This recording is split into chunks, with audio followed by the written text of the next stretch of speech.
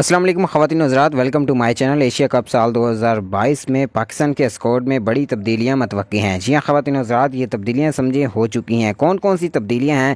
मोहम्मद आमिर की वापसी हो चुकी है। शाहीन शाह अफरीदी को इस वक्त स्क्वाड का हिस्सा नहीं बनाया जा रहा। ये खबरें इस वक्त सोशल मीडिया पर काफ़ी ज़्यादा गर्दिश कर रही हैं। इसके मुतालिक शाहिदा अफरीदी जो कि शाहीन अफरीदी के होने वाले ससुर भी हैं, और विराट कोहली का भी मोहम्मद आमिर की वापसी पर बड़ा बयान सामने आया है। आइए आपको बताते हैं।